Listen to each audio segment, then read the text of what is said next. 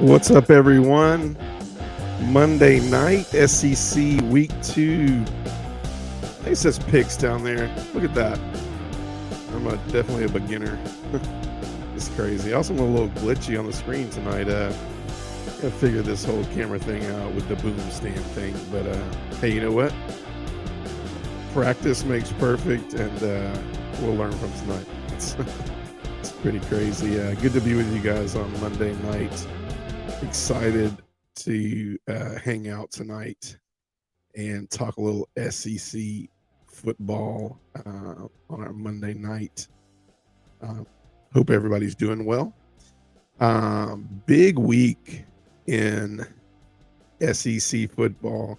Looking really forward to this upcoming weekend where we get into some real SEC play. Excited about that. Man, this microphone's really glitchy, but really excited about that. Being able to see some real SEC games, real SEC football. So, yeah. So recap of week 2, and there was some.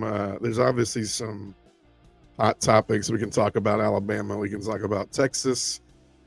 We can talk about some other games that Auburn going out to Cal and getting a big win out there on the West Coast. Pretty cool. Great win for Hugh Freeze on the road. That game was booked obviously before him. I don't know if he knew what he had coming in and if to be going out there to California and playing that game if he would have played it. Like I said, I extremely apologize for the glitchiness of what's going on right now. As everything gets used to the nuances of the camera, we will get better. Got me a little boom stand tonight, so it's not in the way, but that makes me look like a ghost or something. So, so pretty cool. Let's hop right in and really quick hit the let me get this music. Make sure this music's turned down really well tonight. Let's talk really quick. Let's recap really quick, and then we'll look at mailbag questions. The mailbag questions are becoming kind of the fun part. But obviously, we want to recap week 2. If you're on tonight, drop a like, drop a follow. Ready Ted Go on your Facebook, on your YouTube, and then at Ready Ted Go SEC as in Southeastern Conference on your TikTok. So yeah. We're going to be branching out a little more Instagram and things of that nature. So looking forward to it. But everybody watch the games. But let's recap tonight. So sorry we're a little late tonight. Technical difficulties. We're still dealing with those things. That's why I'm not a pro. But I'm glad to be hanging out tonight. Hope if you have anything you want to add tonight, hop in the chat. Be a part of it. Whether it's 1 or whether it's 101. If I had 101 people on tonight, that'd be incredible. But SEC Week 2 recaps. Auburn rolls out to the West Coast against California. Peyton Thorne goes 9 for 14 for 94 yards. 2 TDs. Eugene Asante, 12 tackles for the defense. Auburn takes care of business out at over Cal. And I think that's a quality win on the road test early in the year for Auburn. And so that's going to really boost their self-esteem at the beginning of the year to go 2-0. South Carolina beats Furman 47-21 on the ride in the back of Spencer Rattler, 25-27 for 345 yards, 3 TDs. Incredible day. I don't care if it's against Furman or anybody. That's an incredible day for a quarterback, only missing 2 passes. So that's awesome. Xavier Leggett, 6 receptions, 118 yards. South Carolina takes care of Furman really easily. Mississippi State over Arizona. I was a little up in the air about that one. Because I think Arizona's defense is much improved this year to add to their offensive scheme. And little did we know, look at it. I mean, it's a barn burner to the end. Mississippi State has a really great offense. So obviously breaking in a new offense, but some nuances of what Leach was doing mixed in with a little more run pass stuff. The big thing in this one, Will Rogers, 13 of 17, 162 yards, 3 TDs. Mike Leach's offense was never going to produce. Jaquavius Marks had 24 carries and 123 yards and a touchdown. That's the differences in the nuances of this is still the similarities of Mike Leach's offense, but it's definitely not. It's definitely more balanced this year. Maybe that'll against the Alabamas and the Texas A&Ms and the Ole Misses for Mississippi State. Maybe that will bode well because they are a team that they got to where they would everybody would kind of fixate on the one-dimensional aspect of what they did, which translated in the Big Ten because the Big 12, excuse me, when Mike Leach was out there at Texas Tech, but they didn't have good defenses in the Big 12 at that time, so that's why it was very easy to throw up all those points. So Mississippi State rolls, I say rolls, but squeaks one out, 31-24 over Arizona. Florida goes in, plays McNeese State, wins 49-7. I thought Florida played a really, like I said, rather whether it's McNeese State or anybody else in the SEC, I think it's a solid game for them, 49-7. Graham Mertz goes 14 of 17, 193 yards and a touchdown. This is the stat that I find, and we're going to come back to this in a little bit. This is the stat that kind of tells me that Florida has a chance this weekend against Tennessee, and that's the rushing attack of Johnson, Etienne, and Webb for more than 327 yards of rushing. That's incredible. And that right there alone says that watch out, because the Tennessee game this weekend, that rushing attack against Tennessee is what could keep the ball out of their hands and keep them from doing what they like doing, and that's scoring a lot of points. You keep it close, you keep it a low-scoring game, and I think Florida has a chance in this one, which is kind of going against what I was talking about with Florida at the beginning of the year. Why has it changed? We'll talk about it a little bit later in our mailbag. Missouri beats Middle Tennessee, squeaks by Middle Tennessee, 23-19. Brady Cook, 14 of 19, 204 yards, 2 TDs. Luther Burden, 8 receptions. Man, I wish we'd have got Luther Burden at Georgia. Really good kid. I mean, we got Dominic Leverett. We should be happy, right? 8 receptions, 117 yards. He was the flash of brilliance. There's nothing flashy about that win. Eli Drinkowitz is actually challenging his team this week to play a complete game. From nuances of what I talked about when I talked about all the teams at the beginning of the year, Missouri needs to find the stability at quarterback, and they need to figure out how to continue to A, put teams away when they're up, and B, they need to be consistent. When the defense is playing well, the offense has to play well. When the offense is playing well, the defense has to play well. They're very unbalanced in that nature. I feel like many times when Georgia played Missouri, the defense showed up and the offense didn't even put their uniforms on. But Missouri squeaks by Middle Tennessee, 23-19. Arkansas over Kent State, 28-6. KJ Jefferson, nothing lights out right here. This is what should worry you about Arkansas right now. They're not putting up big numbers on offense. KJ Jefferson, 13 of 19, 136 yards, 2 TDs. Jaheim Thomas, 12 tackles for Jaheim Thomas. So nothing flashy, nothing incredibly sexy for Arkansas over Kent State, 28-6. You worry about when they get an SEC play against some of these SEC defenses. Can they put up the numbers to hang with some of these teams? We'll find out. But I call Arkansas scary as far as the offensive production with KJ Jefferson right now. Kentucky over Eastern Kentucky. Once again, kind of squeaker. 28-17. Devin Leary, 24 of 38, 299 yards passing, 4 TDs. Tavion Robinson, 6 receptions for 136 yards and 2 TDs. Kentucky survives. I actually thought that game would be a heck of a lot more of a point spread right there. So good for Eastern Kentucky for keeping that close. That'll give them some momentum going into their conference play next week. Wake Forest beats Vanderbilt 36-20. It stops Vanderbilt from being 3-0 for the first time in a long time. But A.J. Swan threw for a ton of yards, 26-39. He looked good. I just think the defense couldn't stop anybody. 26-39, 314 yards, 3 TDs. C.J. Taylor and DeRicky Wright combined for 20 tackles for Vanderbilt in the loss to Wake Forest, but couldn't put it together at the end of the day. Big game down in Miami. Miami rolls over Texas A&M, 48-33. The Bobby Petrino era has arrived. I called it. I said this would happen. They had to, Connor Wigman had to throw the ball 53 times for 336 yards and 2 TDs, but he threw 2 picks in there. And when the back of the offense is on the quarterback to throw the ball 53 yards, they couldn't run the ball for anything. And so that should scare you in the SEC. I think balance in the SEC, it's what showed you Texas, beating Alabama Saturday night. The balance is what, if you don't have that balance, you're not going to bode well, and that's kind of what happened to Alabama. We'll talk about that later. But Miami over Texas A&M, and there's some mailbag questions about Jimbo Fisher coming up. Tyler Van Dyke, 21 of 30, 374 yards, 5 TDs on that Texas A&M defense. 5 TDs. 3 different wide receivers had 5 or more receptions. Connor Wigman, I mentioned it, 31 of 53, but 2 interceptions got him. So Texas A&M gets beat, gets their first loss of the year. Ole Miss holds off Tulane 37-20. Jackson Dart, nothing really incredibly crazy, just stat wise. 17 of 27, 267 yards, two TDs and an interception. Dayton Wade, 7 receptions for 106 yards. Ole Miss holds off Tulane at Tulane. LSU handles Grambling pretty easily, 72-10. Jaden Daniels, 18 of 24, 269 yards, passing, 5 TDs. Big day for him against the Grambling wreck. Excuse me for Grambling. Logan Diggs, 15 carries for 115 yards and a touchdown for LSU. Tennessee over Austin Peay, not in cool Tennessee fashion, but 30-13. Joe Milton, 21 of 33. 228 yards, 2 TDs. Jalen Wright, 13 carries. That's where right there. We're going to talk about this in a minute, but Jalen Wright for Tennessee, 13 carries, 118 yards. I'm going to pose this question. It's going to come up in a minute. Is Tennessee, are they actually running the ball well this year, or are they running the ball because they can't get any productivity like they're used to out of the pass?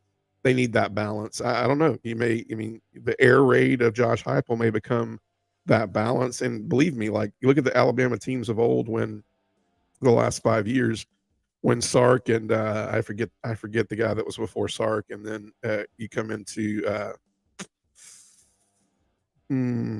I cannot recall the OC from last year that went on to the NFL. Bill. Anyways, somebody throw it in the chat if you remember it. I should know it. But that balance, even though that they were very pass heavy, they could run the football so that they weren't very one-dimensional. When you look back at Alabama from the last 4 or 5 years, that made them very competitive on offense. So we'll talk about Tennessee in a little bit, but they squeaked by Austin Peay. I say squeaked by because that's the lowest point total in a win at Neyland that Josh Heupel's had since he took the job at Tennessee. Georgia over Ball State, 45-3. Carson Beck, 23 of 30. 283 yards, 2 TDs. All quarterbacks played in this game. Third string, fourth string played in this game. Defense, 3 turnovers. Causing havoc. This game was, you're not going to see the 74-3 games from Kirby and the Dogs, because this is why, this is in my opinion, and I'll say this and I'll get off of it, but this is why talent every year is coming up ready to play, because in these games, instead of sitting in there and letting us run the stats up, we're playing a lot of players and we're getting a lot of experience for some of these players. All 3 quarterbacks played, all 17 running backs played. We'll talk about the running backs later as well. But really solid win for Georgia. Solid play calling for Bobo. And then the big one, Texas beats Alabama 34-24 on the road. Quinn Ewers goes 24 of 38, 349 yards, 3 TDs on that Alabama defense. Jatavian Sanders, 5 receptions, 114 yards. A.D. Mitchell, Georgia Bulldog from last year, 2 TD catches for him. Happy to see him performing well. Jalen Milroe, 14 of 27, 2 TDs, 2 interceptions that would prove to hurt Alabama in the long run.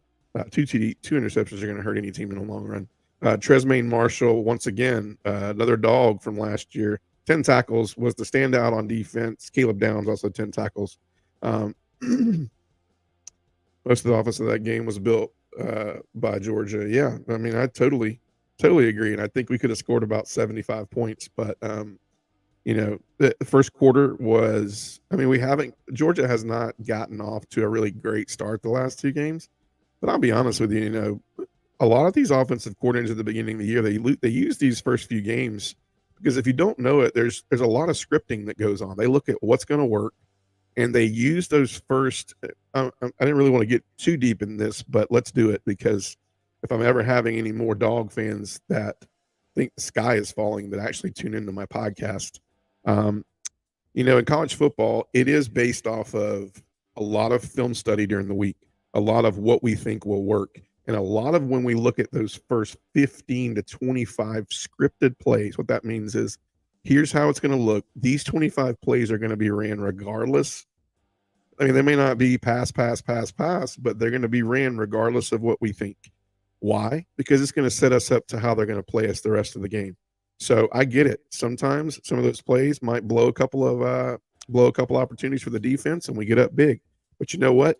it may actually set the tone for the entire rest of the game when a team may know, okay, I'm going to be able to run the ball effectively today. I'm going to be able to pass the ball effectively today. Is play action working? What's working? Is a lot of motion working? Are we going to the tight ends? There's a lot of things from those first 25 plays that just make sense. And so just because they don't get off to I think I put in my Facebook chat this weekend, I said, it's like the sky is falling if we don't get the ball with 1 second off the clock, one pass for 80 yards. Sorry, 75 now. For 75 yards with a TD, and we're up 7-0 with 14:59 left in the first quarter. If we're not doing that, some people are just calling for Bobo's head. They're talking about how Kirby needs to figure out something on offense.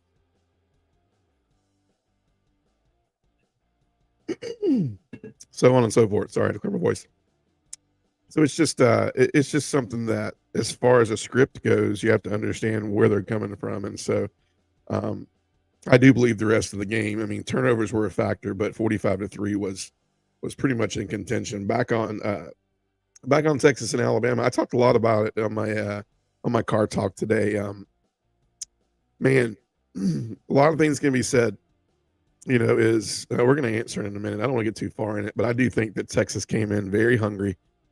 I think that Texas came in and did exactly what I thought they would do. If you go back to my pick from Wednesday night, I said if you can make Jalen Milroe one-dimensional, if you can stop the run, if you can stop his legs and make him beat you with the pass, then it's going to be a tight game, and it's probably going to be a win for Texas. And it was.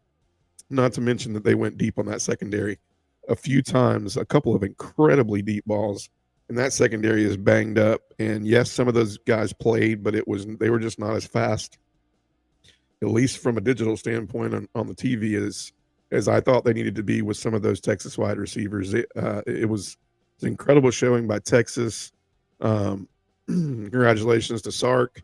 I know at the end of the game, Texas was yelling SEC, we want Georgia. You're going to get Georgia next year. You're going to get them at home, actually. So you might get them this year. I mean, would I love to play at Texas? I would love to be in the national championship this year, and I would love to play anybody. But if it's Texas, then so be it. But I do think that Texas, number one, deserves to be in the SEC. I think they're an incredible program.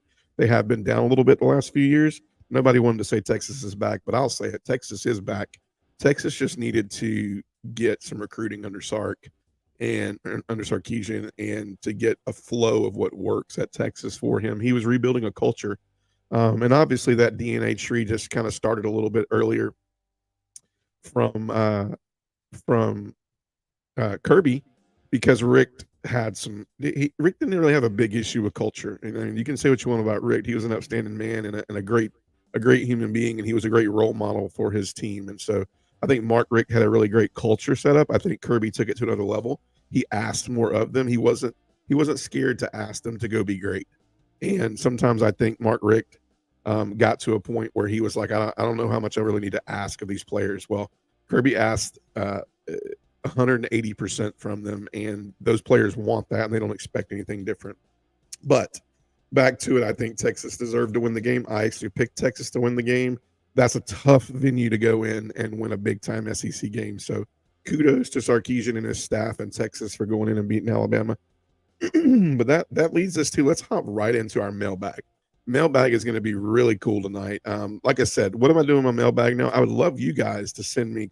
You can email me at readytedgo@gmail.com.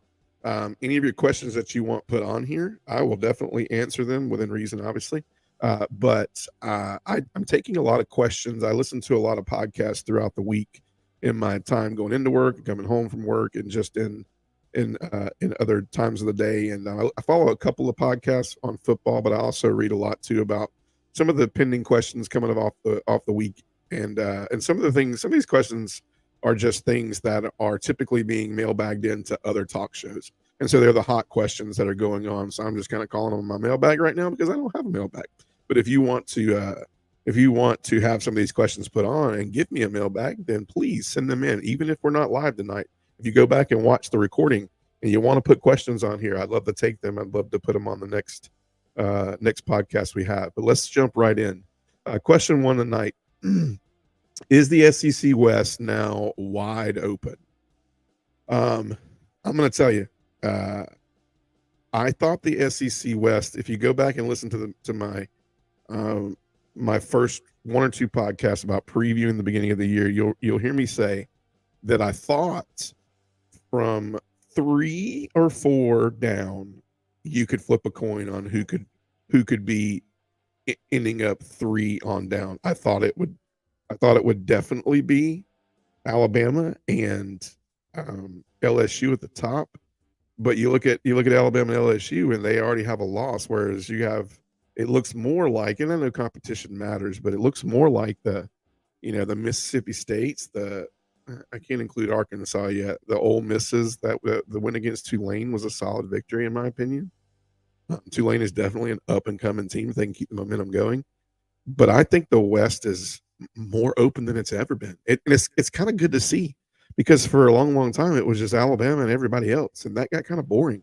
At least in the East, the past. I mean, yeah, you can say Georgia's kind of on the East the last 2 years, but at least in the East for a while, you didn't know if it was Tennessee, you didn't know if it was Georgia, you didn't know if it was Florida, and then you even had some of those years where Missouri was trying to sneak into the topic of conversation. Kentucky was trying to sneak into the topic of conversation. So the East has been a little more, besides the last 2 years, a little more like open. And I think now, the West is wide open. I mean, we're just going to get ready in 2 weeks from now to watch Alabama and Ole Miss play, and man, that's going to be a heck of a game, man. Like, can you imagine in the Nick Saban era, like Nick Saban, 2 losses in 4 games? I mean, the guy, can you imagine seeing him in a 500 to begin the year? They're going to go to USF this week. They're actually coming my way to Tampa to play USF. And I don't know, man. Like, they're going to kill USF, but man, they got to play Ole Miss, and Ole Miss looks good right now. I mean, like I said, nothing really crazy good about the Tulane game, but it was solid. A solid victory. You go and you survive on the road. That's the rule of thumb. So I think the West is more open than ever. I think you could have an Ole Miss, and I'm saying that from 2 reasons. My beginning of the like when I started podcasting a few weeks back, I said that Jaden Daniels, I don't think he's the guy at LSU. I don't know. I'm even going out there to say, is LSU even ready for their schedule this year? I don't know. Like, I really don't know. I would say right now, I can't say FSU is SEC battle tested. I think they're going to do a really incredible job in the ACC this year, but it could be anybody. I mean, Jalen Milroe is not going to win the SEC West for Alabama. I also said that a couple weeks back as well. I said a lot of things right, man. So if you're my one person watching, like, I'm getting some things right on this podcast. I'm 29-0 on my picks. Mentioned that in my car conversation today. I don't know if I could take that to Vegas. If I started taking it to Vegas, I'd probably lose. I'd be 0-29 probably, but we're also getting into the meat and potatoes of the SEC schedule. So there's going to be some losses probably that we missed, but yeah, I think it's more open than ever. But I will tell you, I 110% think that Alabama cannot win the SEC West with Jalen Milroe as their quarterback. They're going to make him pass the ball. So unless in the next 2 or 3 weeks he becomes a, crazy, I don't know, scrambling, incredible armed quarterback that can throw the slant, throw the fade. I mean, he throws a good deep ball and he runs the ball well. He's got incredibly athletic legs. But anyways, moving on. Number 2, why the not so showing from the SEC in these low profile games? I think I explained it a little bit as far as like fast starts for Georgia, and fast starts for some of these other teams like a Tennessee and things of that nature. But I truly think that some of it is off of, it's very scripted, like I said, on offense. I think that they're wanting to really gauge on what they can do to prepare during the week and have that show up in the tape. I think they're relying a lot on the tape, especially the last 2 weeks, to prepare for South Carolina and Georgia's mentality. With Tennessee, I think they're having a chemistry issue right now with wide receivers and the quarterback.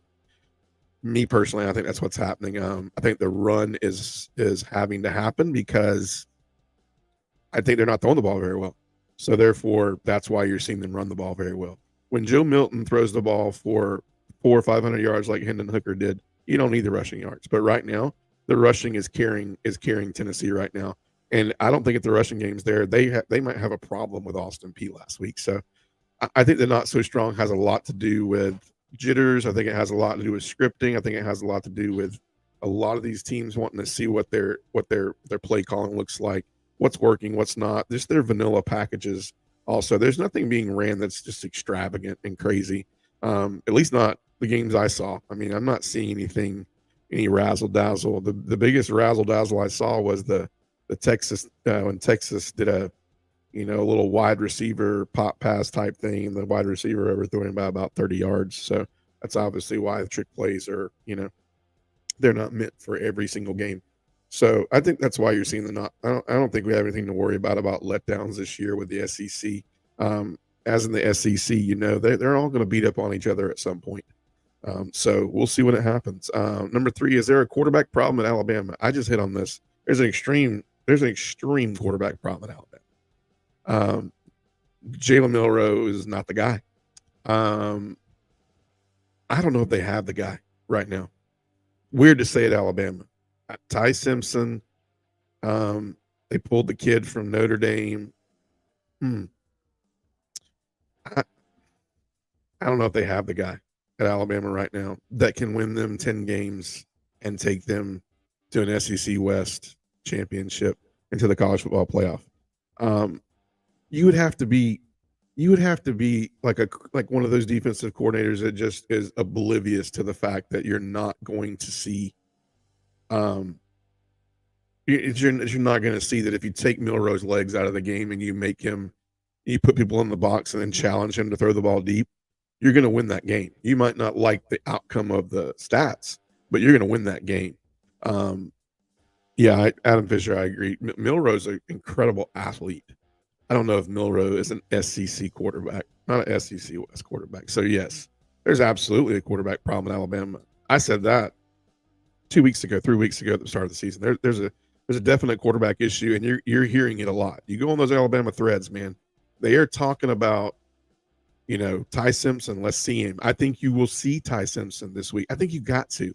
I think you got to at least make him an option so that if it's going down, and Nick had to have seen something. He obviously went out and got I'm going to get this guy's name, but the third string quarterback right now from Notre Dame. They obviously went out and got him for a reason, the transfer. And so we'll see. But obviously they didn't like what they saw in Ty Simpson in the spring.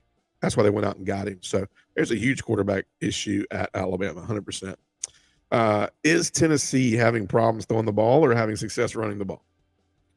That's a weird question, right? I 100% think they're having a problem with chemistry and passing the ball right now. You got a lot of receivers that are very talented. I think he's spreading the ball around everywhere, and I think for the most part, I think Joe Milton right now is having a problem cohesing with the offensive play calling and the chemistry of the receivers. So at the end of the day, I think Tennessee is having to incorporate the run to be competitive and to be a serious. I mean, I'm still struggling with the Austin Peay thing. I'm going to be honest with you. You let Georgia only beat Austin Peay by that 30-13 score. They're calling not only for Bobo's head. You got some weirdos out there probably calling for Kirby Smart's head. So I don't think we're calling for Josh Heupel's head, but I think we are looking and going, the measuring stick will be this weekend against Florida. And we're going to talk about that in a second. So yeah, I think the cohesion with the receivers to the offense right now for Joe Milton is making them have to run the ball a little bit more. Number 5, does Jimbo Fisher get fired if Hugh Freeze comes into College Station and wins in a few weeks? I saw this question and I was like, where in the world did this question come from? But is it true? Like, look at this, right? So Hugh Freeze comes into Auburn, takes over a team that, Auburn's got athletes. Don't get me wrong. Auburn's Auburn. I'm not just saying that because I got family members that are Auburn fans. I got good friends that are Auburn fans. I'm not saying that to puff them up. Georgia Auburn every year is going to be a crazy good rivalry, no matter if we were both 5-5 or 0-12 or whatever. It's going to always be a great rivalry. But I do think that Auburn still recruits well. And I think Hugh Freeze is going to do an incredible job. Is it this year? No, but I think Hugh Freeze is going to be a game changer for them. But my thing is this. I made a mention. I said, is if Jimbo doesn't do well this year, he's going to have to win a few crucial games, or he's not going to be in College Station next year. But I will tell you this: when I saw this question, it was very appealing because I was like, Hugh Freeze, year one, SEC West, Auburn. Same kind of dynamic of recruiting grounds around the Texas area, Louisiana, Alabama, Georgia area, Florida. And Hugh Freeze comes in, he gets gifted a team, doesn't do any recruiting, basically, does a little bit of recruiting, but the meat and potatoes of his team is already there, and goes in and beats a Jimbo Fisher team that he's been trying to, quote unquote, put together for 6 years now. I don't think that bodes well. I think you've already lost to Miami. That was one chink in your armor. I think if Jimbo and Texas A&M go into, I think if they go into college, I think if Hugh Freeze goes into College Station and drops off Jimbo and the boys, I think Jimbo's looking for a job on Sunday. That's just me. Texas A&M's not gonna. They don't care what the big name is anymore. They're ready to win. They put a lot of money into their program. There's the 12th man. There's a fan base out there that expects to win. That's why they went after Jimbo Fisher. If he can't give them wins and he can't give them an SEC West championship or an SEC championship and go to a college football playoff, now they're going to get started on trying to get to that 12-team playoff next year. Adam Fisher says they were actually trailing Austin Peay at one point. Yeah, they were. I mean, they were getting. There was points where they were getting trolled on social media, just about the offensive productivity. I mean, it was pretty wild, man. Very, very wild. So yeah, Jimbo Fisher definitely gets fired. Maybe Saturday night.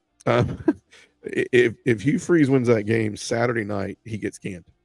Sunday morning at the latest. Let's just put it this way: you'll be in church on Sunday morning reading about it.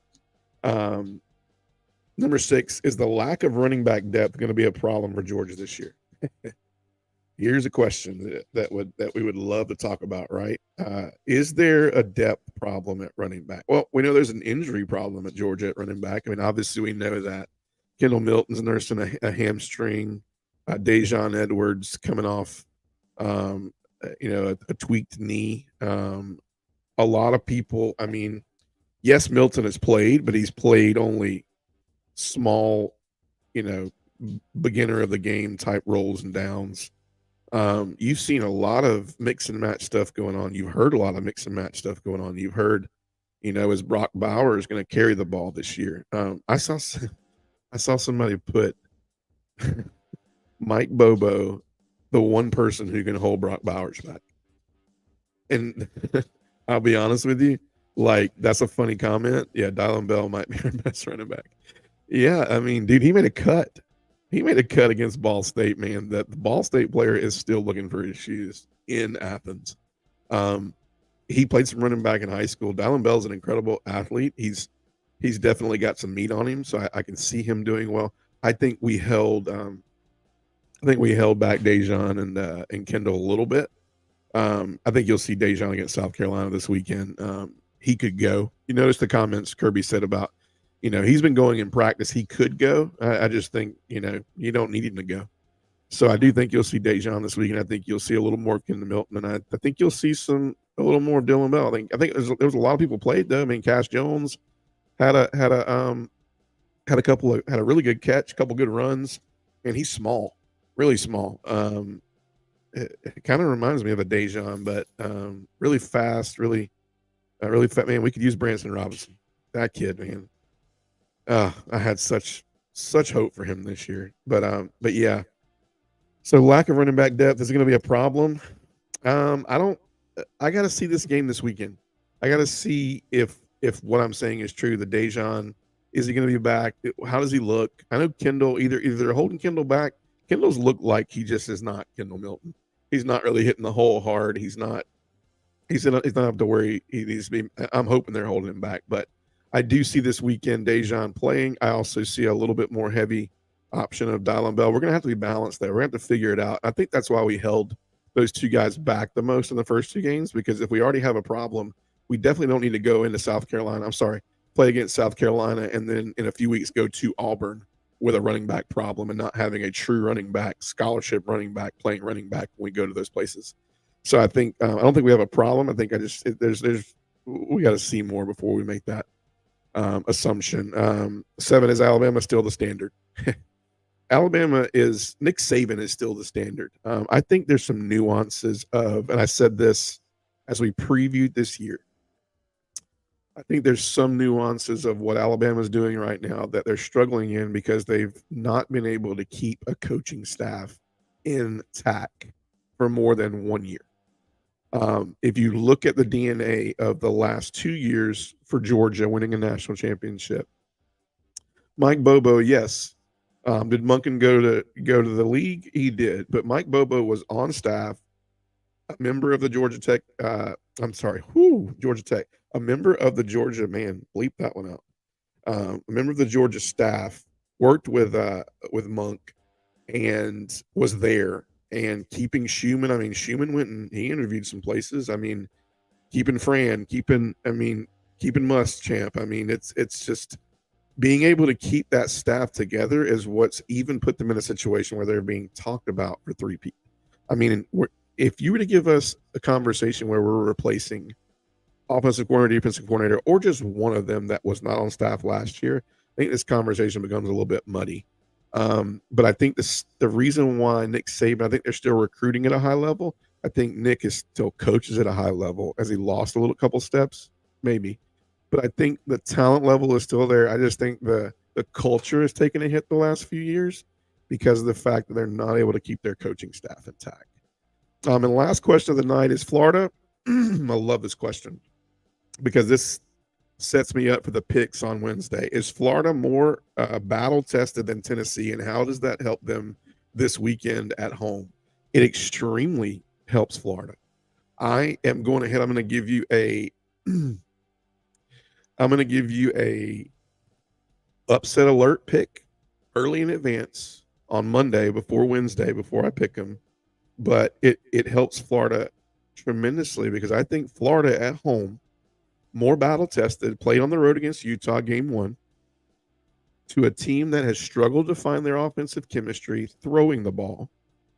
I think you got to look at this like a Texas and an Alabama game. If you can come in and you can make Joe Milton win the game for you, you stop the run, you make Joe Milton win the game for you. I think this brews a Florida Gator upset. And believe me, there's some people out there that look and go, what? I was not high on Florida. I don't think it's as much me being high on Florida as it is right now not so high on Tennessee. But I think Florida definitely has a chance. As a matter of fact, I'm picking them to win. In Florida, man, I think it's going to happen, man. I think if Billy Napier were a smart man, he would be today. The talk of the team would be Joe Milton wins the game. That's how we lose. Because if Joe Milton don't win the game, we win. So that's how you got to take it. And I find it hard to believe because I do think Joe Milton has a lot. He's a very talented quarterback, has an incredible arm, could be an NFL type quarterback guy. I see him 3rd, 4th round type pick, unless he just kind of blows me out of the water.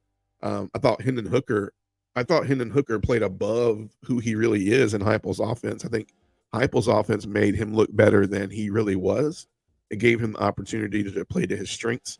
So, I mean, at the end of the day, I think what you're dealing with now is Florida has a chance because you're going to make Joe Milton beat you, and they're going to stop the run.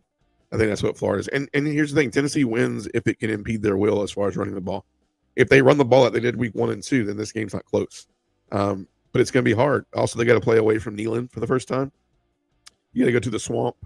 That's different. SEC home games, man, they're different. Under the lights, it's a 7:00 game under the lights. So early pick for Wednesday is I got Florida beating Tennessee. They don't allow Joe Milton. It's going to come down for Florida to just protecting the ball. Don't give them any opportunities. Protect the ball. Limit the turnovers. Limit the stupid plays. Florida wins. And like I said, I might lose that one, but who knows? But yeah. And as I look back at all of these mailbag questions, a lot of people are, as a final question of the night, like a lot of people on week 1 or 2 are going, it has the SEC lost, has it lost its swagger? And I got a lot of people around this area that talk about their Ohio State fans. Living in Florida, man, you get all kind of fans. Obviously you got Florida State, you got Florida, I got Ohio, more Ohio State fans down here. It feels like than Ohio than Florida State fans. But you got some of them, and of course you got your USFs, your Miamis, your Florida States, all those people. But when you look at that, when you look at how good Florida looked against LSU, the beginning of the year, you looked how good Texas looked at Alabama, and you looked at how the SEC as a whole has performed against competition that is not necessarily great competition. It's got people kind of questioning it. Also, Texas A&M losing to Miami didn't help the equation. So I don't know. I sit here tonight and I tell you that I don't think the SEC has lost their swagger. I mean, I will tell you next year it's going to be a man.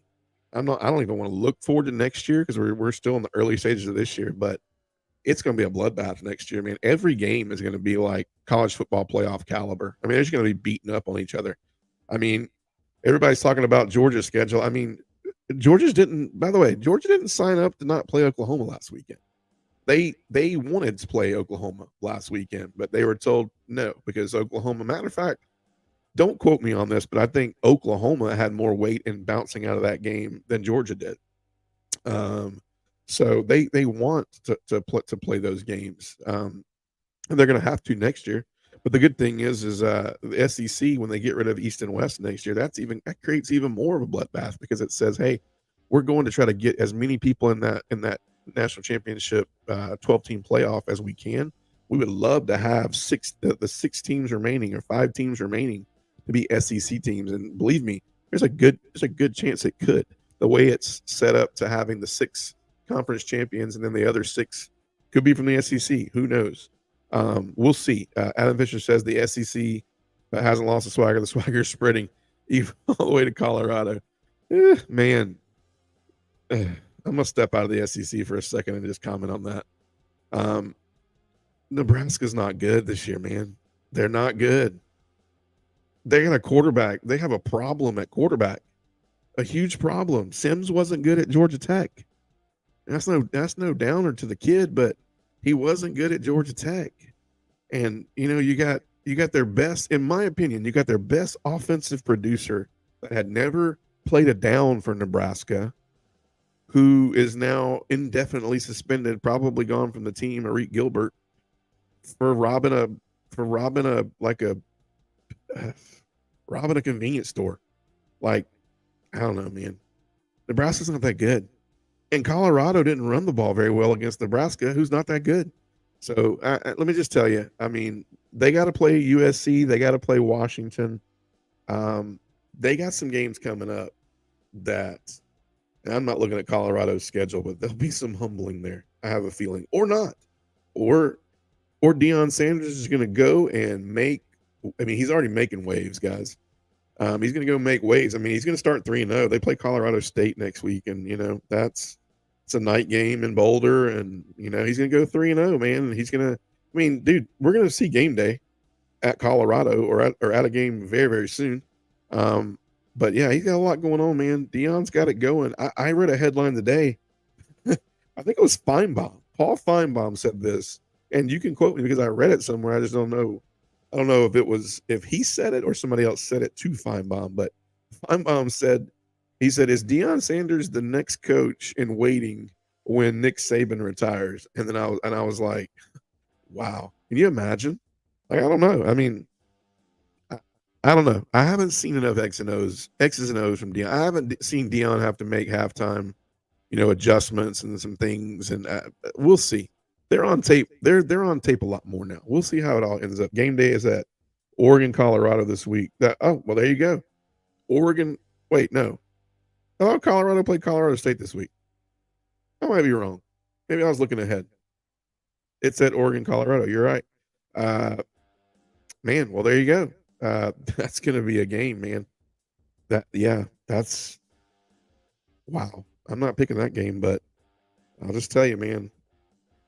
Uh, yeah, Bo Nix is in an offense that he likes. Anyways, so let's get ready to wrap it up. Just really looking forward to SEC play. It's going to be incredible to see some of these teams actually get off these. Some of these teams have been in a big schedule, but some of them have been ready to just dive in. We're going to see two tests this week, in my opinion, and um, that's going to be Florida, Tennessee, Georgia, South Carolina. Then you get the big Alabama Ole Miss game the following week. So, and then Georgia gets a night game again. Georgia actually thought they weren't going to get another night game the entire year, and then next thing you know, they pick them for the UAB games, a night game on ESPN2. So go figure that one. That's pretty cool. But yeah, some big games coming up. It's going to be an incredible weekend. Join me this Wednesday, 2 days from now, for Pick'em and More Mailbag. It's Colorado State. My bad. Yeah. I actually didn't look, but I did see Oregon, Colorado, but I could have been mistaken too. But yeah, Colorado State. No worries. I think Colorado rolls on that one. They're not tested, so they start out 3-0. They start to get some love. Game day is definitely, trust me. You got a lot of people from that game day crew that are riding the Deion Sanders, train right now. So, and point noted, he deserves it. He's doing a great job right now. He's done a great job. He has the roster flip, transfer portal. I mean, it doesn't need to be the Colorado Buffaloes. It needs to be the Colorado transfer portals. I mean, they literally flipped that team over night and day. Quicker than Waffle House flips waffles. They flipped that team over, and to develop a chemistry and a camaraderie. And yeah, half that team is, half that team over there was with Deion. Not half, but some of the key players were with Deion last year, so it was easy to develop that culture. But I'm curious to see them when they're battle tested. TCU is not going to battle test them. Nebraska didn't battle test them. It was a big win over TCU because TCU was in the national championship last year. That's a completely different team. Completely different team. So, anyways, as we wrap up, looking forward to Wednesday night. We're going to pick them. We're going to do more mailbag questions. And yeah, we're going to try to add another 14 or 15 games to go undefeated. So looking forward to that. 29-0 in the picks. 29-0. I don't have to prove it. You can go watch my earlier shows and see that I picked them if you want to. That'd be great. Go check them out. Email your questions in. I'd love to have them on here. I'd love to answer them. I'd love to talk about them. Yeah, man. Adam, let's get you on here one night, man. I think that'd be fun. Get Adam on here, talk a little Georgia football. I mentioned earlier in my car talks, Adam, that you're the one that you and your family, your mom and dad took me to my first Georgia games, and so you guys definitely were a big part of why I'm a diehard Georgia fan. So that's awesome. So, anyways, everybody have a great night. Thanks for tuning in. Drop a like, follow, share this video. Ready, Ted, Go SEC on TikTok. Ready, Ted, Go on Facebook and YouTube. All right, you guys have a great night. See you later. Bye.